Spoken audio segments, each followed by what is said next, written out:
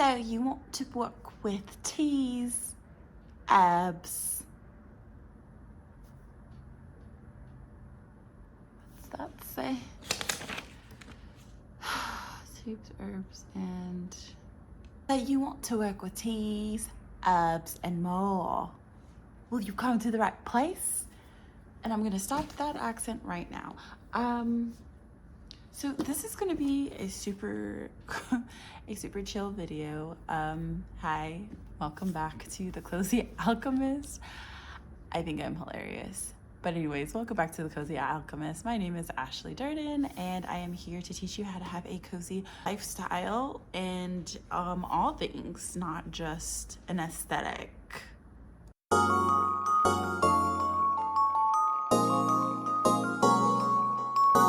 So I wanted to share with you guys a few things that I have done to, one, learn how to work with herbs, to begin the process of working and connecting with herbs, dry and teas, as well as some herbology, what got me started and how you can get started. And I started with the very, very bare minimum, nothing fancy, dear. So one, what got me started into herbs was I've just always liked plants. I've just always liked flowers. I actually got into flowers, and I have a florology book that I actually forgot to bring down, but I'll show you a picture of it and where I got it from. And I just loved flowers. I really love dry flowers. I love flower arrangements. I'm pretty sure that comes from my childhood because my mom always had floral arrangements, and they were dried. So we would go to Michael's or we'd go MJ Designs, giving away my age, MJ Designs, if you remember it. I wanted to share first and foremost what books I've used or am using. So this book is a beast, but I actually did not buy this. It is called Healing Remedies, the Illustrated Encyclopedia of Healing Remedies, and it does indeed have pictures and what you can use them for. And I really like this book because it's very thorough, and again, it's all natural remedies. So this is a really good place to start, to just have something to have as reference in your house if you're really interested in herbology in the form of healing remedies. I think this is really good to have, especially for that, because a lot of the things we have in our house and we don't even know that they can be used for remedies. So I think this is a good starting point in conjunction with that, but that I really, really love because this is more up my fancy. Sounds horrible. This is more my cup of tea.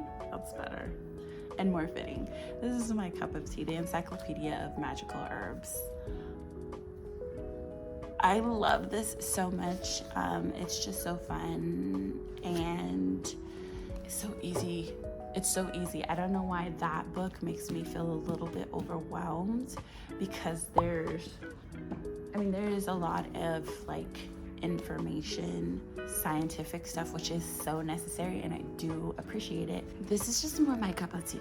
Like, tell me the planet that's ruling it, and the element, and the powers, and magical uses. So if you're that girl, if you're that guy, if you're that royalty, this is the one for you. I borrowed my friends, and then I was like, I gotta buy my own, because I think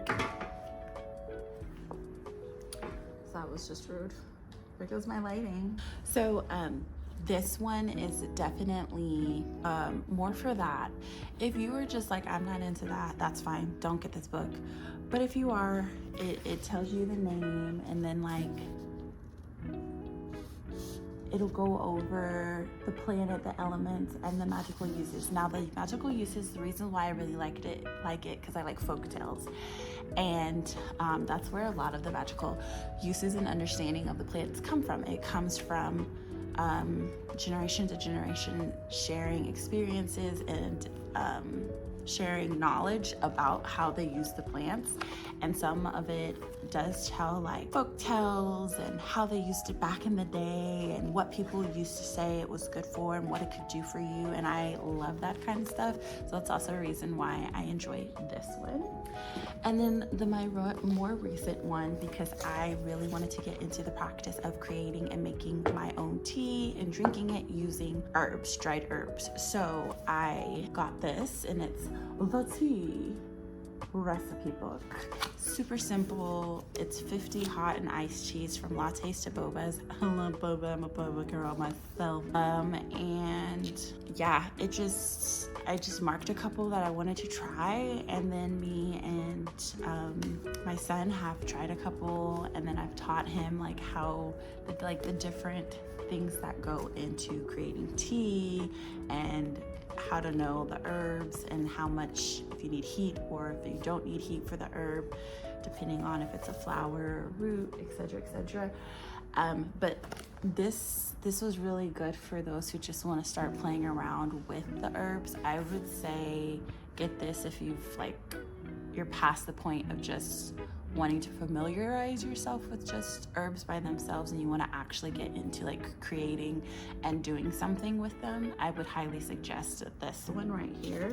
And then I actually am in the process of finishing a course, and I will give the link. I actually saw it on Facebook, and it is a course for Herbology, and that's where I learned how to know the difference between like what to boil and what not to boil. Also understanding different ways of creating medicine in your home, natural medicine using dried herbs. It's very straightforward, very easy, and was not that expensive, so I will share that as well somewhere here.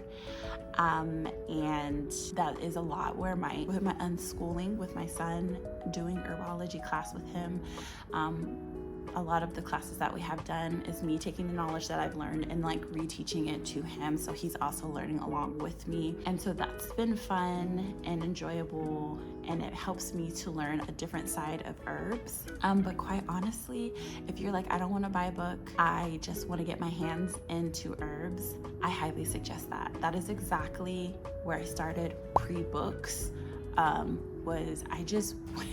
I went on Etsy and I bought a whole box of herbs, and I will probably upload that video of me reorganizing my herb box and everything, because I have a lot of them, and I just didn't know what to do with them, but I knew I wanted to have them. I knew I wanted to have herbs in my hand. I know I wanted to smell them. I knew I wanted to use my senses to connect with herbs. I think the biggest thing for me, and that was important for me, it may not be important for you, but for me was my connection with herbs and how I work with them, how I get to know them, how I connect with them. The best advice that I got when I had all these herbs and I was just like frustrated because I was like, I want to do this, but I don't know how to do it. I don't even know what herbs are, and I don't know this. I just have them in my home.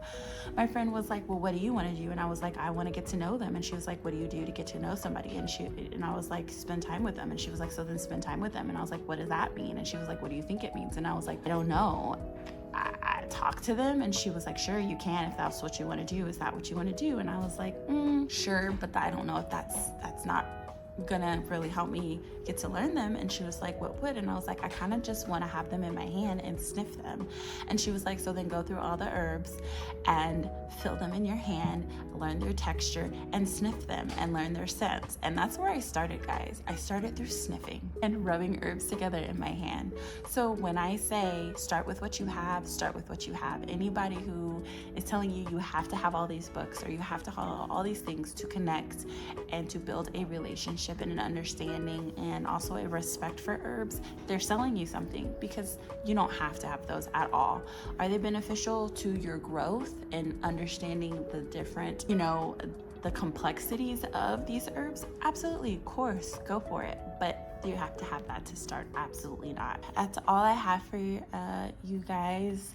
My cozy avocados. I don't know. That's what I'm calling you guys today. What are your favorite herbs? What are you currently working with? What's your favorite type of tea?